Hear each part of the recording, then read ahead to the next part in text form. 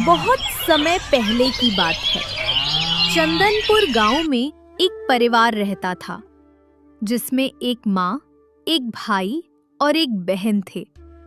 पिता की मृत्यु के बाद घर की सारी जिम्मेदारी बड़ी बहन माया पर आ जाती है।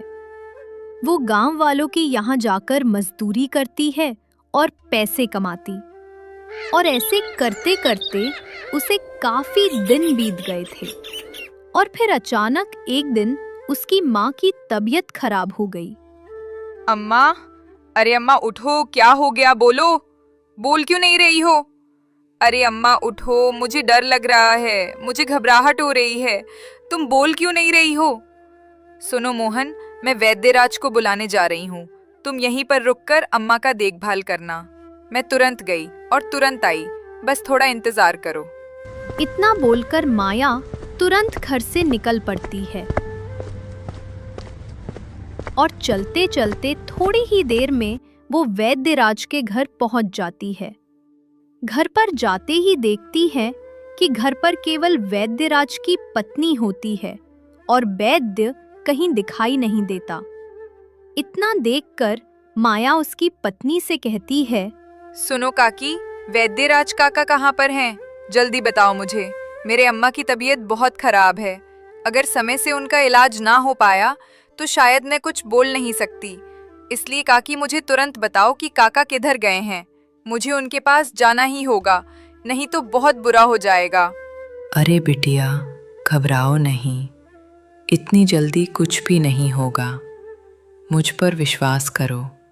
और हाँ, तुम्हारे काका खेत गए हैं थोड़ा काम करने, तो तुम ऐसा करो, खेत जाओ और काका को सारी बातें बताते हुए अपने घर लेकर जाओ, तभी बात बनेगी।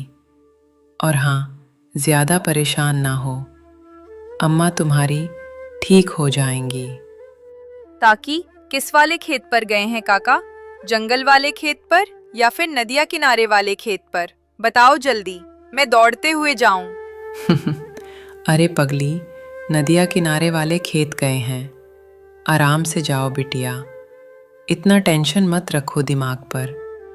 अब जाओ यहाँ से। इतना सुनकर माया तुरंत उस नदिया वाले खेत की तरफ निकल पड़ती है और चलते ही चलते थोड़ी ही देर में वह वैद्यराज काका के पास पहुंच जाती है। और वहां पर पहुंचकर माया काका से कहती है, काका काका, जल्दी चलो, मेरी अम्मा की तबीयत बहुत खराब है। वो ना कुछ बोल रही है ना कुछ खा रही है। काका, अब ऐसा करो, तुरंत मेरे साथ चलो, नहीं तो बात बिगड़ जाएगी। माया की इतनी बात सुनकर काका तुरंत माया के साथ माया के घर जाने लगा। और फिर थोड़ी ही देर में माया के घर पहुंच गया।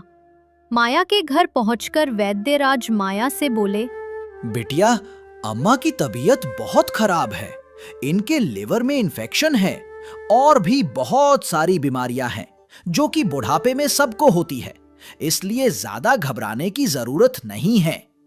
तुम मुझे 10,000 रुपए दे दो, तब मैं तुम्हारी अम्मा के लिए अस्पताल से अच्छी अच्छी दवा ला सकूं, जो तुम्हारी अम्मा को बहुत ही जल्द ठीक कर देगा। तो देर मत करो बेटी, पैसे दो और मैं दवा लाने जाऊं। ये जड़ी बूटियों से सही नहीं होगी। पर काका, 10,000 रुपए तो बहुत होते हैं, पर मेरे लिए तो बहुत से भी बहुत है। तो भला मैं कहाँ से पैसे लेकर आऊं काका? अब तुम ही कुछ बताओ कि मैं क्या करूं। देखा बिटिया, इसमें मैं 1 रुपए अपनी जेब में नहीं रखूंगा। जो भी पैसे मैं तुमसे ले रहा हो उसकी सिर्फ दवाएं आएंगी, और मेरे पास उतने पैसे नहीं हैं कि बिटिया मैं तुम्हारी मदद कर पाऊं। अब अगर तुम मुझे पैसे लाकर दे सकती हो तो दे दो, नहीं तो मैं अपने घर चलूं। रुको काका रुको, मैं पैसों की व्यवस्था करती हूँ। मैं तुरंत मुखिया के घर जाती हूँ और पैसे लेकर मैं आपके पास वापस आती हूँ। और हाँ, कहीं जाना मत, मैं बहुत ही जल्द तुम्हारे पास वापस लौट रही हूँ। इतना बोलकर माया तुरंत अपने घर से मुखिया के घर की तरफ निकल गई। और फिर चलते चलते थोड़ी ही देर में वह मुखिया के घर जाती है और मुखिया से बोलती है, मुखिया जी, मुझे कुछ पैसे उधार दे दो। मेरी अम्मा की तबीयत खराब है। कृपा करके मुझे कुछ पैसे उधार दे दो, नहीं तो मेरी अम्मा मर जाएगी। अब आपके हाथों में उनकी जान बसी है। अगर आप मुझे 10,000 रुपए दे देंगे तब मैं उसे अपनी अम्मा की दवाइयाँ मंगवा लूंगी। माया बिटिया, बात तो तुम्हारी ठीक है, पर मैं क्या करूं? मुझे कुछ समझ नहीं आ रहा है कि पैसे तुमको फ्री में कैसे दे दूं। न तुम्हारे पास खेत है, न अच्छा घर है, और न तुम अच्छे पैसे कमाती हो। तुम्हारा एक बाप था, ठेला लगाता। अगर वो जिंदा होता तो कि पैसे दे सकता था, पर वो भी नहीं रहा। तुम हो कि घर घर जाकर काम करती हो, थोड़े बहुत पैसे कमाती हो और उससे अपने घर का पालन पोषण करती हूं। तो किस भरोसे मैं तुम्हें पैसे दे दूं? यही बता दो, तब मैं पैसे दे दूं। मुखिया जी, मैं 1 महीने के अंदर अगर आपके पैसे ना दे पाई तो मैं पूरी जिंदगी आपके घर नौकरानी बनाकर रहूंगी, बिना पैसे के। अगर आपको अभी भी विश्वास है तब आप मुझको पैसे दे दें, नहीं तो कोई बात नहीं, मैं किसी दूसरे के घर जाकर पैसे मांग लूंगी। अरे नहीं नहीं, किसी दूसरे के घर नहीं जाना। अब ठीक है, तो 1 महीने के लिए मैं तुम्हें पैसे दे रहा हूं। अगर तुम पैसे ना दे पाई तब मेरे घर का काम करना होगा। ठीक है, पकड़ो पैसे और जाओ अपनी माँ के लिए दवा ले लो। इतना बोलकर मुखिया माया को पैसे दे देता है और फिर माया पैसे को ले लेती है।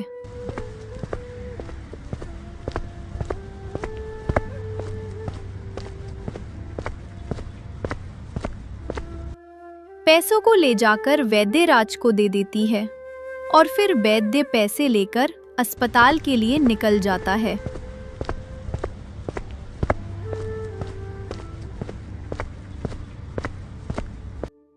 और इधर माया के मामा घर पर आ जाते हैं और फिर माया से कहते हैं, माया बिटिया, मैंने दीदी के बारे में सुना कि दीदी बीमार है और तुम काफी परेशान हो।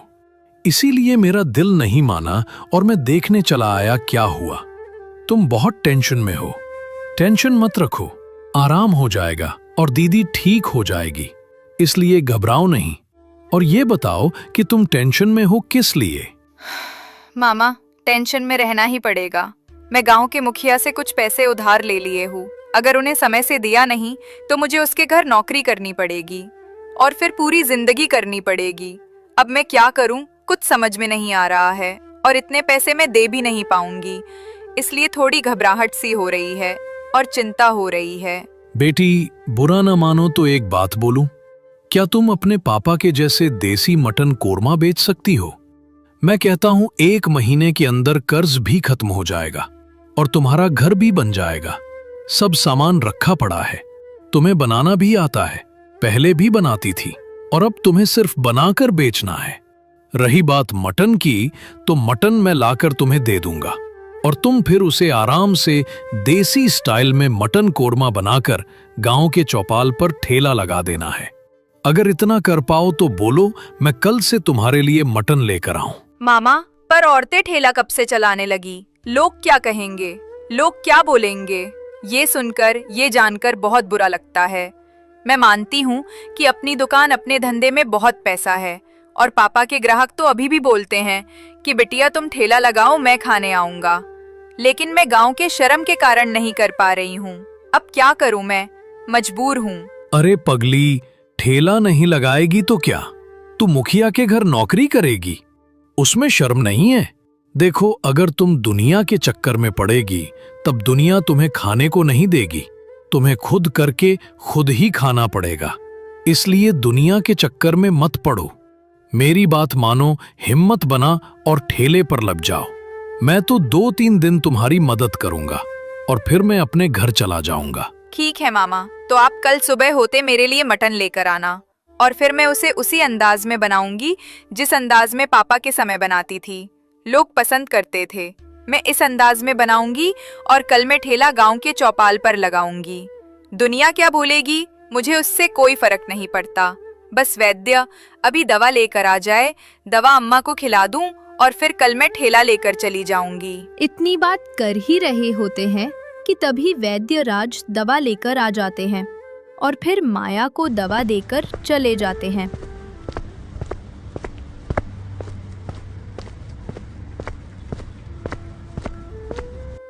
माया दवा लेकर अम्मा को खिलाती है और फिर सभी लोग सो जाते हैं। सुबह उठते ही मामा नाजिम के पास जाता है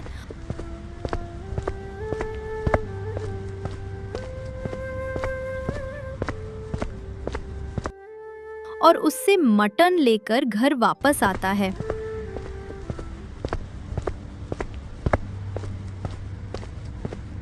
मटन लाकर माया को मटन देता है। माया मटन का मटन कोरमा बनाना शुरू कर देती है और अच्छे तरीके से मटन कोरमा बनाकर अपना ठेला गांव के चौपाल पर लगा देती है। थोड़ी समय तक सब कुछ वैसा का वैसा रहा, ना कोई ग्राहक।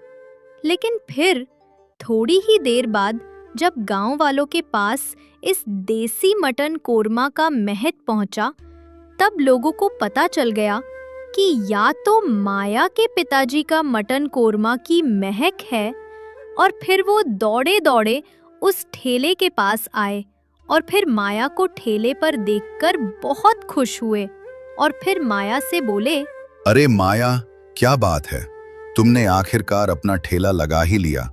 हम सब बहुत व्याकुल थे कि कहाँ जाकर देसी मटन कोरमा खाएंगे। तुम्हारे जैसा मटन कोरमा आज तक कोई बना ही नहीं पता। क्या खुशबू है, आहा। अब देर मत करो, फटाफट प्लेट लगा दो और हम सब खा लें। ग्राहक के इतना बोलते ही माया उन सब के लिए एक प्लेट देसी मटन कोरमा का लगा देती है और फिर लोग बहुत मजे में उसे खाते हैं और खाने के बाद माया को पैसे देकर खुशी खुशी अपने घर जाते हैं। ऐसे ही करते करते माया का सारा मटन कोरमा बिक जाता है और कुछ ग्राहक बिना खाए लौट जाते हैं।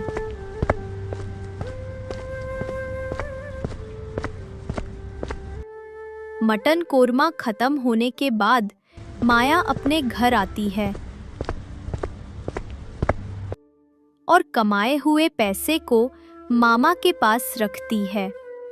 मामा इतना पैसा देखकर बहुत खुश होते हैं और फिर माया अम्मा को दवा खिलाकर सो जाती है और फिर अगली सुबह होते ही मामा नाजिम के पास जाते हैं और उससे मटन लेकर घर लाते हैं। घर लाकर माया को देते हैं। माया उस मटन का मटन कोरमा बनाती है और बनाकर ठेला चौपाल पर लगा देती है। कल की तरह आज भी माया का सारा मटन कोरमा बिक जाता है और वो घर जाती है।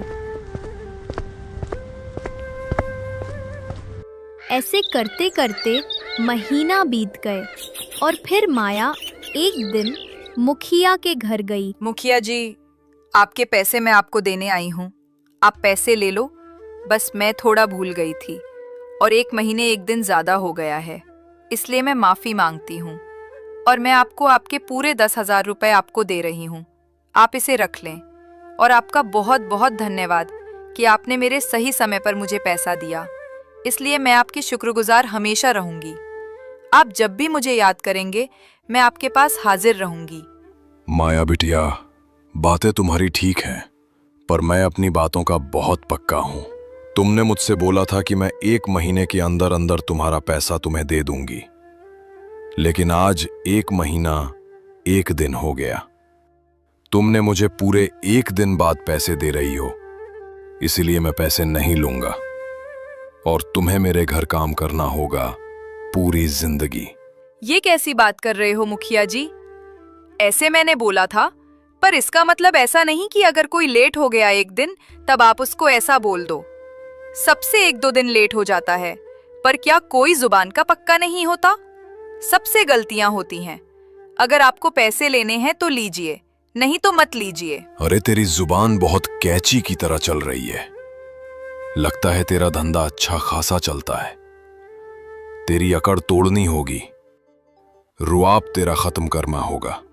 चल, तू मेरे 10,000 दे और कल से देखना, तेरे ही बगल मेरा एक ठेला लगेगा और उस ठेले पर मेरा रामू नौकर वीआईपी मटन कोरमा बेचेगा और सबसे सस्ते दाम पर बेचेगा। मेरा नुकसान होगा तो ठीक है, पर तेरा नुकसान मैं करके रहूंगा, ये मैं खुद से वादा करता हूं। जो होगा देखा जाएगा मुखिया जी। अगर जंग में उतर गई हूं तो बिना लड़े वापस नहीं आऊंगी। मरना पसंद करूंगी पर हार मानना नहीं। मैं जा रही हूं, आपको जो करना है कर लीजिए। इतना बोलकर माया अपने घर आती है और घर जाकर सो जाती है।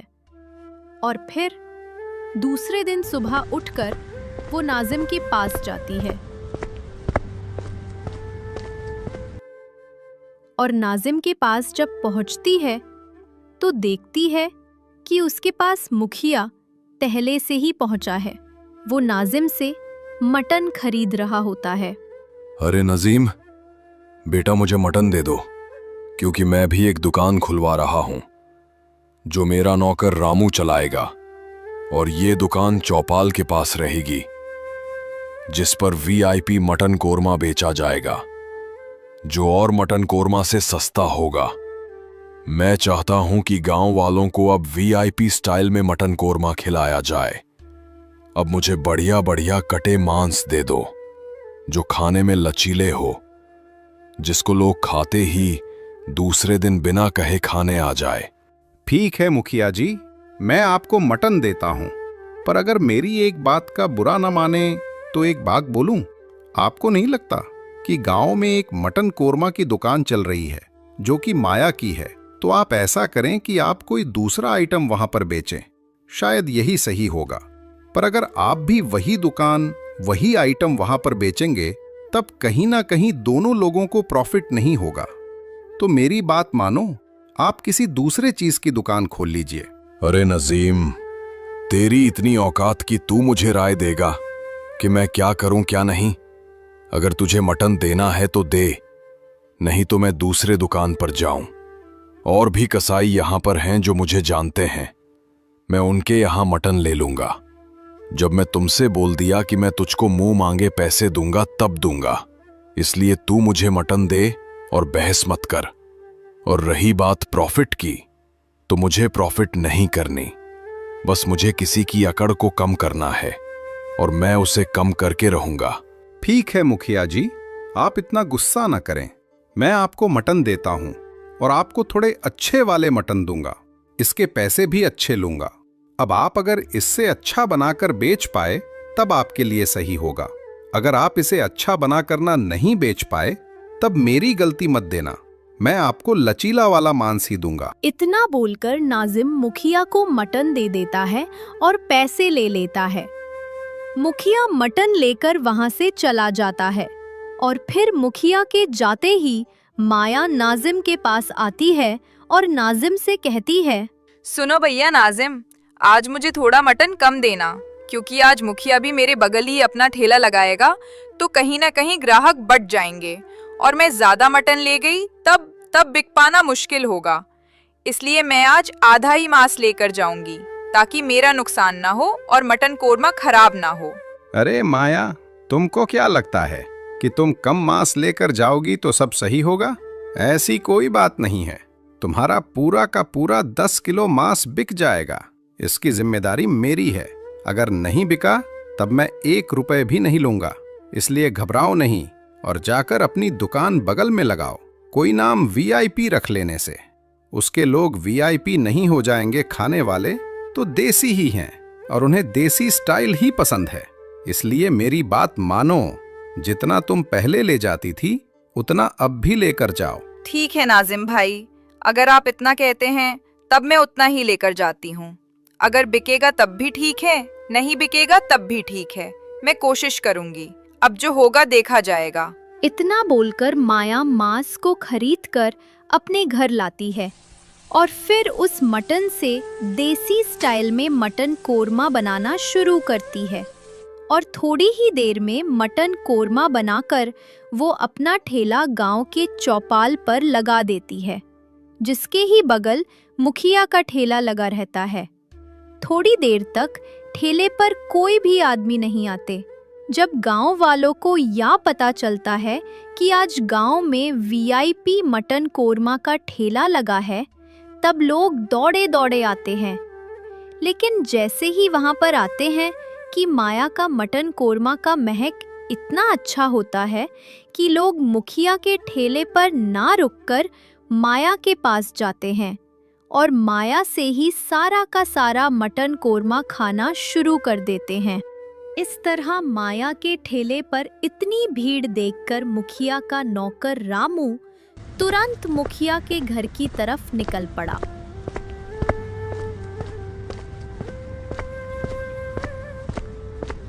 और मुखिया के घर पहुंचकर मुखिया से बोला, मालिक, मालिक, अपना वीआईपी मटन कोरमा एक भी प्लेट नहीं बिका।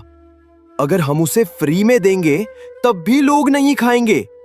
उसके देसी मटन कोरमा के आगे अपना ये मटन कोरमा बेकार है। उसके बनाने की स्टाइल बहुत अलग है। उसका ठेला भले ही थोड़ी दूर है, लेकिन उसकी महक मेरे नाकों तक आती है और कहीं ना कहीं मेरा भी मन करता है कि जाकर मैं भी उसका एक बार स्वाद लूं। हमको लगता है मुखिया जी उसका सामना कर पाना मुश्किल है। रामू, ऐसी उल्टी सीधी बातें मत कर। अगर इससे बात नहीं बनती तब मुझे अच्छे तरीके से बात मनवाना आता है और बात को घुमाना आता है। ऐसा करो, तुम ठेले पर फिर से जाओ और वहां पर जाकर लिख दो, फ्री में वीआईपी मटन कोरमा देखना। लोग दौड़े दौड़े आएंगे और फिर फ्री का मटन कोरमा खाएंगे। मुखिया की इतनी बात सुनकर वो ठेले पर फ्री वीआईपी मटन कोरमा लिख देता है, लेकिन फिर भी लोग उसके दुकान पर खाने नहीं आते। इतना देखकर वो फिर मुखिया के पास जाता है और मुखिया से कहता है, मालिक, मालिक, गांव वाले सबके सब पागल के पागल है। उन्हें फ्री का खाना नहीं चाहिए। वो पैसे देकर खाएंगे, पर खाएंगे तो माया के ठेले का देसी मटन कोरमा ही खाएंगे। हमको नहीं लगता कि हम उन्हें अब ठेले से हरा पाएंगे, इसलिए हमें कुछ दूसरा उपाय सोचना होगा। तुम सही कह रहे हो रामू। अब हमें भी लगता है कोई दूसरा उपाय ढूंढना होगा। रुको, अब अगली सुबह जो मैं करूंगा, शायद माया नहीं, उसकी पूरी पीढ़ी हिल जाएगी। अगली सुबह होते ही मुखिया नाजिम के पास जाता है और नाजिम से कहता है, नाजिम भाई, नाजिम भाई, मैं तुम्हें 10 गुना पैसा दूंगा अगर तुम मेरी एक बात मान लो। तुम मुंह मांगे पैसे ले लो, पर मेरी एक बात मान लो कि तुम माया के मीट में जहर मिला दो ताकि लोग खाते ही मर जाए और माया का ठेला बंद हो जाए। और रही बात गांव वालों को, तो गांव वालों को मैं संभाल लूंगा। तुम्हारे तक कोई भी उंगली उठा नहीं पाएगा। तुमको क्या लगता है मुखिया कि मैं बिकने वाला हूं और तुम मुझे खरीद लेगा? ऐसा कभी नहीं हो सकता। अगर माया को कुछ हुआ तो इसके जिम्मेदार तुम होंगे। अगर माया के ठेले पर अब कुछ भी उल्टा सीधा होता है तो उसके जिम्मेदार तुम होंगे। इसकी गवाही मैं दूंगा और इसके बारे में पूरे गांव वालों को मैं बताऊंगा। तुम्हें मुखिया के पद से हटवा दूंगा। इतनी बात सुनकर मुखिया तुरंत वहां से भाग जाता है। तो दोस्तों, इस तरह नाजिम अपने फर्ज पर खड़ा रहा और मुखिया से वो बिका नहीं और उसने एक सच का साथ दिया।